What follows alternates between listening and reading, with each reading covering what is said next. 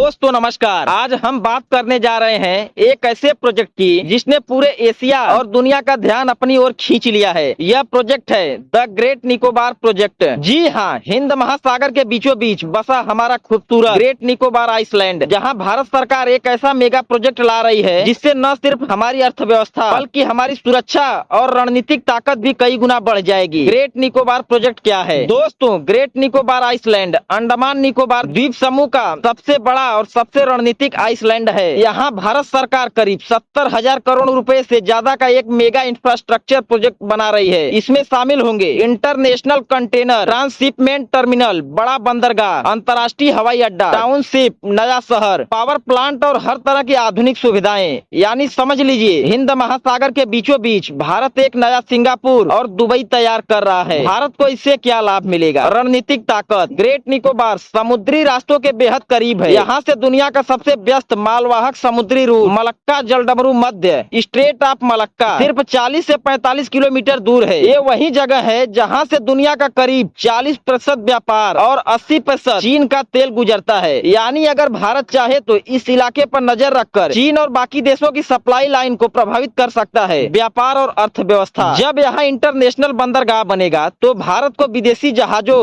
और container traffic से अरबों डॉलर की आमदनी होगी। भारत एशिया का एक बड़ा ट्रेडिंग और लॉजिस्टिक्स हब बन जाएगा। हजारों नए रोजगार मिलेंगे जिससे युवाओं को फायदा मिलेगा। पर्यटन और विकास। यहाँ का खूबसूरत समुद्र, बीच और प्राकृतिक सौंदर्य इसे नया पर्यटन हब बना देगा। नए एयरपोर्ट और टाउनशिप से अंडमान निकोबार का चेहरा बदल जाएगा। राष्ट्रीय सुरक्षा। भारतीय नौसेना और कोस्ट गार्ड की तैनाती से हिंद महासागर में भारत की पकड़ और मजबूत होगी। आतंकवाद, समुद्री डकैती और चीन की हरकतों पर सीधी नजर रखी जा सकेगी। इन देशों को परेशानी होगी। दोस्तों सबसे ज्यादा चिंता चीन को है, क्योंकि चीन का व्यापार और तेल सप्लाई मलक्का जलडमरू मध्य से होकर गुजरता है। भारत यहाँ मजबूत हो गया तो चीन की अर्थव्यवस्था पर सीधा असर पड़ेगा। यही वजह है कि चीन इसे अपने खिलाफ मान रहा है। पाकिस्तान को भी लगता है कि हिंद महासागर में भारत की बढ़ती ताकत उसकी रणनीति को कमजोर कर देगी। पाकिस्तान पहले ही चीन पर निर्भर है और अगर चीन कमजोर हुआ तो पाकिस्तान पर भी असर पड़ेगा। कुछ पश्चिमी देश, अमेरिका और यूरोप के कई देश इसे अपनी नजरों से देख रहे हैं। वो नहीं चाहते कि एशिया में भारत इतना ताकतवर हो जाए कि उसकी पकड़ कमजोर हो जाए, लेकिन खुले तौर पर वो इसका विरोध नहीं कर पा रहे हैं। भारत सरकार की सोच क्या है? भारत सरकार का साफ कहना है कि यह प्रोजेक्ट सिर्फ देश की अर्थव्यवस्था